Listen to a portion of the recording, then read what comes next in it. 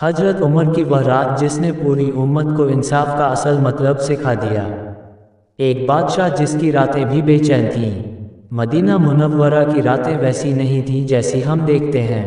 ना बिजली, ना रोशनी, ना किसी गली में शोर, सिर्फ सन्नाटा, हवा की हल्की सरसराहट और कहीं दूर किसी घर में बच्चों की धीमी आवाज़।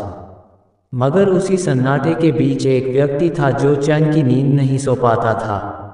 वह थे हजरत उमर फारूक, दुनिया के सबसे बड़े बादशाहों में से एक, जिनके राज में अरब से लेकर मिस्र, शाम, इराक तक इस्लामी हुकूमत फैल चुकी थी।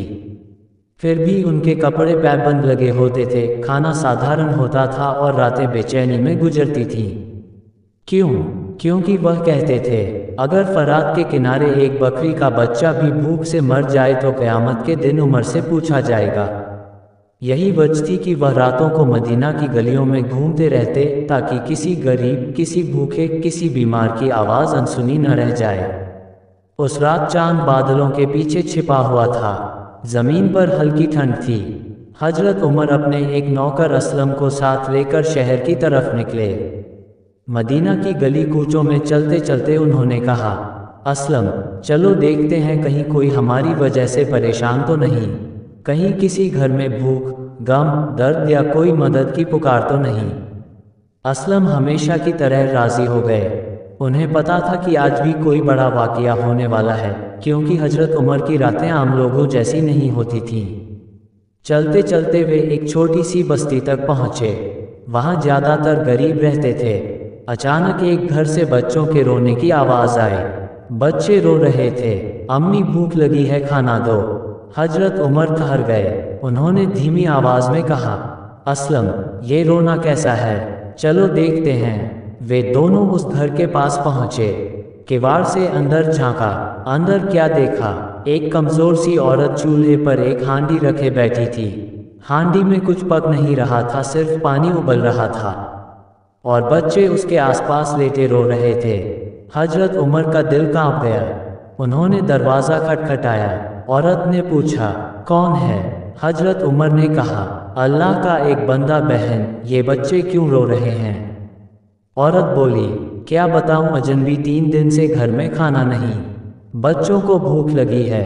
मैंने हांडी में सिर्फ पानी डाला है ताकि बच्चे समझें कि खाना पक रहा है और शायद सो जाएं। मगर आज उनकी भूख बहुत ज़्यादा है। ये सुनकर हजरत उमर का दिल टूट गया। लेकिन बात यहीं ख़त्म नहीं हुई। औरत ने आगे कहा, और हाँ, अल्लाह उमर को भी हिसाब देगा, क्योंकि उसके राज में मैं और मेरे बच्चे भूखे सो रहे हैं। असलम दंग रह गया।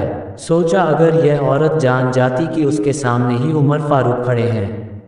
लेकिन हजरत उमर का चेहरा नीचे झुक गया। उन्होंने आंसू रोकते हुए पूछा, बहन, उमर तो बहुत नेक और रहमदिल है, शायद उसे पता नहीं होगा। औरत ने काट कर कहा, किसी बादशाह का काम सिर्फ तख्त पर बैठना नहीं होता, उसे अपनी रियाया की खबर रखनी चाहिए। अगर मैं और बच्चे भूखे हैं तो यह उसकी जिम्मेदारी है। ये सुनकर हजरत उमर ने सिर झुका लिया। औरत को क्या मालूम, जिस उमर की शिकायत वह कर रही थी वह उसके दरवाजे पर खड़ा था। हजरत उमर ने तुरंत असलम से कहा, चलो अभी इसी वक्त। दोनों तेजी से बैतुल माल पहुँचे। हजरत उमर ने गोदाम का ताला खोला और बड़ी सी बोरी में आटा, घी, खजूर, तेल, दालें, जितना भी हो सका सब भरा। बोरी बेहद भारी थी। असलम ने कहा, अमीरुल मोमिनीन, बोरी मैं उठा लेता हूँ।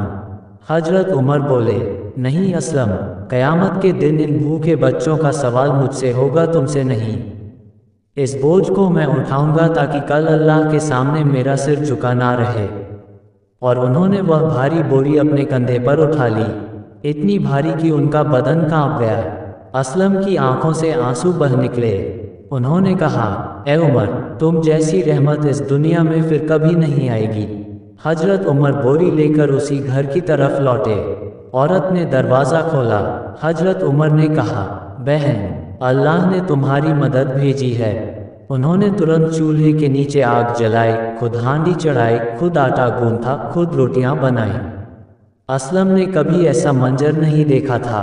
दुनिया का सबसे बड़ा बादशाह एक गरीब के घर रोटियां बना रहा था।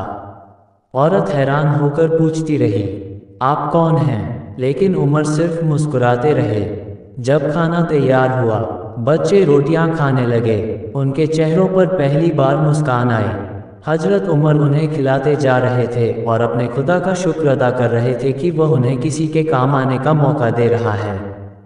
حضرت عمر اس وقت تک وہاں بیٹھے رہے جب تک بچوں کے چہرے پر تازگی نہ آ گئی۔